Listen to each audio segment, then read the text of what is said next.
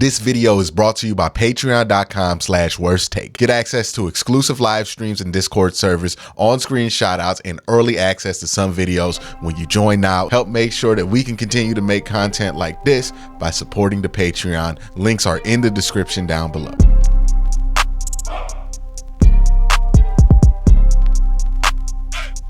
See, now this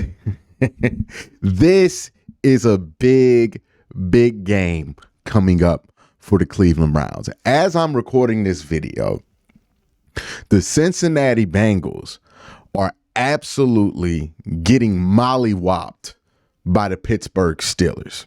Now, it's a good thing and a bad thing. It's a good thing because it brings both the Bengals and the Steelers down to, I believe, 7-8 or 8-7, something like that, right? It brings them both to 8-7. Browns still at 9-5. If they lose, they're at 9-6. If they win, they're at 10-5 with an obvious advantage over both of those teams. And I think the only team right now that the Browns lose the tiebreakers to right now are to Pittsburgh. So that's a good thing for the Browns. Right now, as it stands on New York Times, the Cleveland Browns have a 93% chance of making the playoffs. If the Browns win today versus the Texans, they are basically in the playoffs. I understand that they don't technically clinch yet, but let's really be real about this. The things that would have to happen for the Browns to clinch within a week or two are going to probably happen, or very likely happen. Again, this is based on 108,000 simulations. If the Browns win this game, they're they have a less than 1% chance of missing the playoffs, right? Like a significantly small chance of missing the playoffs, which means for all intents and purposes, these next three games for the Cleveland Browns are win and you're in, right? If you win against the Jets, if you win against the Bengals, you win one of these last three games, and you're the Cleveland Browns, you make the playoffs. That is the deal. You make the playoffs. Win one game, you make the playoffs.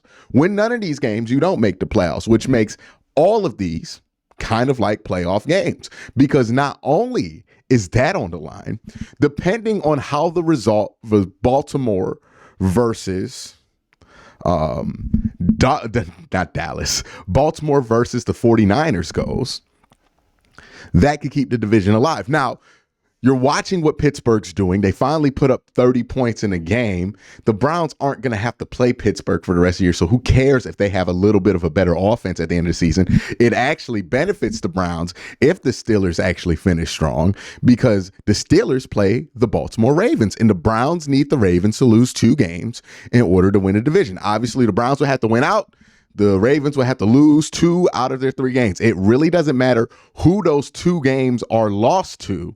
It just matters that they happen. And right now, the Baltimore Ravens play the 49ers, who are very good at football, the Miami Dolphins, who are very good at football, and the Pittsburgh Steelers, who had a good game at least this week. So you feel a lot better about your chances, but you got to take care of business, right? We've got carried away with this before in 2020. It does remind me a lot of 2020, right? Because before that Jets game where the Browns are going to play the Jets and they lost all their players to COVID, before that Jets game, the Browns had a chance to not only clinch their playoff run, which they didn't because they lost that game, but they had a chance to clinch that playoff run, and they had a chance to stay alive for the division.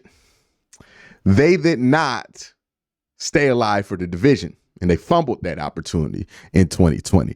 This is a chance for a course correction, right? Because you're in prime, you have a prime opportunity now if you're the Cleveland Browns to get to the playoffs here. You're playing a Texans team that's starting Case Keenum, and that's not as good as a Texans team starting C.J. Stroud. Doesn't mean that they're pushovers, but we all know that it's a lot easier of a matchup than what it could have been.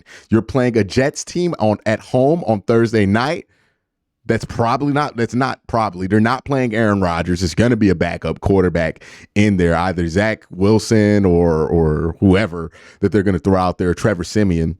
So you have a good chance to win that, especially with how well this Browns defense plays at home. And then you have that last game against Cincinnati, and we're starting to see the limitations of that Cincinnati team with Jake Browning. So those all feel like winnable games.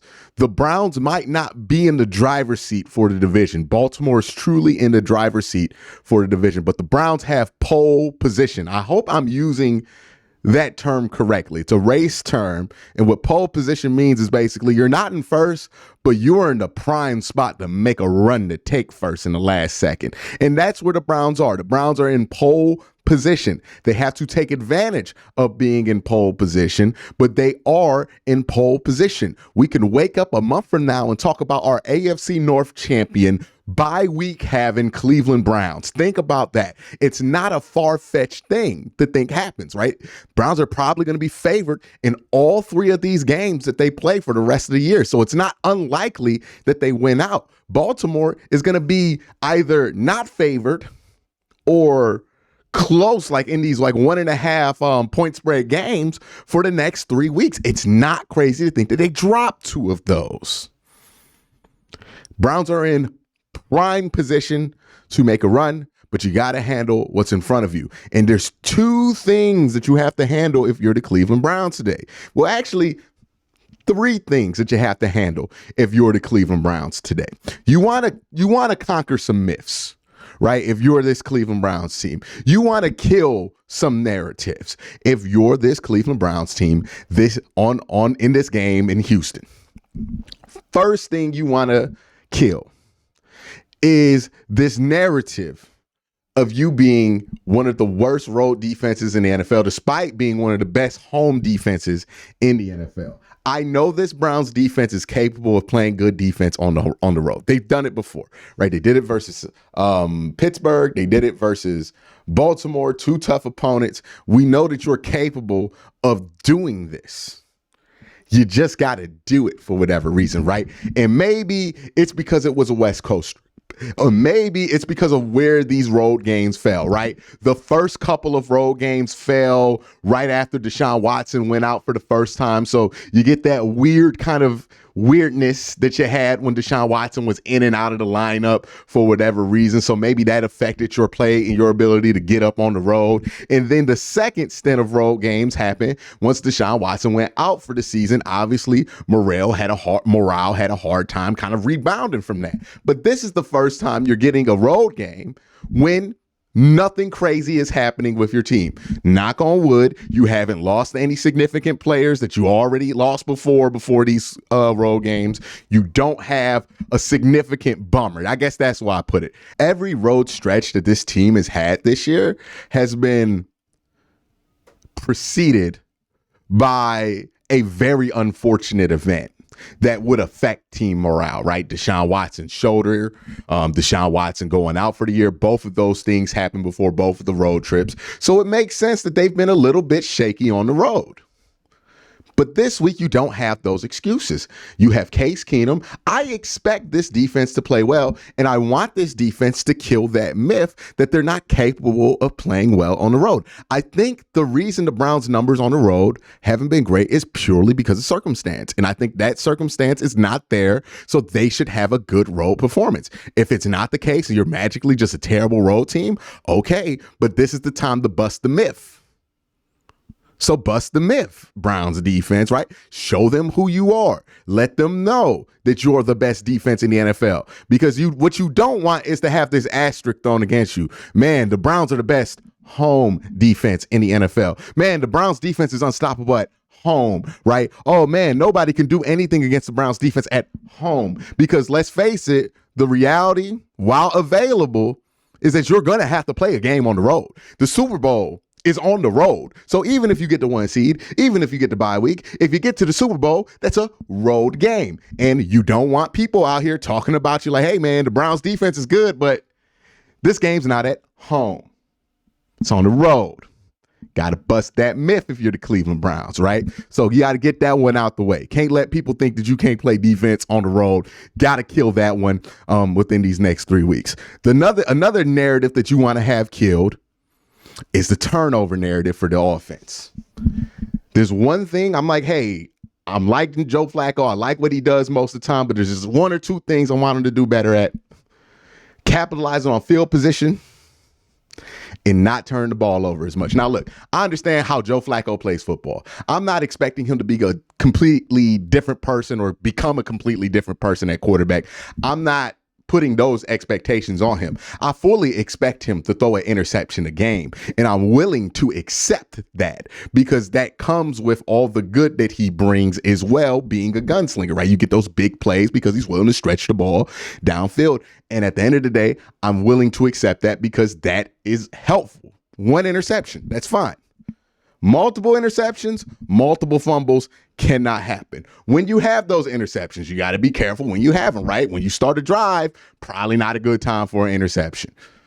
So if we could just be more mindful with the one interception that we get in the game, not put the defense in terrible positions, and just play complementary football all the way around, I think that there's nobody who can stand up, stack the stack, and say that they could beat this Browns team when this defense is firing on all cylinders and when the offense isn't in our own way. We've been able to beat most of the best teams in the NFL, and we've been in our own way all year. If we step out of our way, who knows what this team can accomplish in January. But this is a big 3-week stretch, right? Are the Browns going to be a team that limps into the playoffs and kind of gets a ceremonial ass whipping in the first round, and then we kind of all go, oh, man, we had fun. Yeah, man. Hey, man, the injuries. We had fun. Or is that what we're going to be like? Or are the Browns going to come into the playoffs stomping, being the team you want to play the least, maybe playing home games? Could you imagine that shit? Like, is that who the Browns are going to be? They have two paths in front of them for the next 3 weeks. They can choose which path that they're going to be on, because the team that goes into the playoffs stomping, roaring, ready to take down anybody and ready to shock the world, that's a team that takes care of business when the Texans don't have their starting quarterback on the road. The team that limps into the playoffs, that's a team that might let Houston win this one, or might let the Jets come on and get it, and maybe we squeeze out the Bengals game or whatever it is, and we just squeeze in there like we made the playoffs, and that'd be fine, well above expectation given all the injuries. But if you want to know what kind of team this is, how far above those expectations the Browns are going to go this week, these next 3 games, well, they're going to tell you exactly who you should expect this team to be come January. But that's my thoughts. Make sure y'all check out my live stream during the game. Appreciate all y'all for checking me out this early in the morning. Y'all have a great day. Have a great tailgate. And if you're going to be in Houston, bark loud. Pack cough drops, by the way. If you go into the game, pack cough drops. This is a pro tip. Cough drops, cheat code, right? Because what you end up doing when you go to a game, you want to scream, you want to yell, so you get a bunch of water, so you get beer, if that's how you fuel yourself. But the problem with that is that you run out of them, and those waters are like $10, the beers are like 14. You can bring in your own packet of cough drops to the stadiums, even no matter what stadiums you are. You can bring in your own packet of cough drops, and if you have your cough drops in your pocket, whenever your throat gets sore, just pop a cough drop, keep barking, keep the noise going. That's a pro tip. That's a pro tip right there. Make sure you use it. But y'all have a great day. Have an even better night. Peace.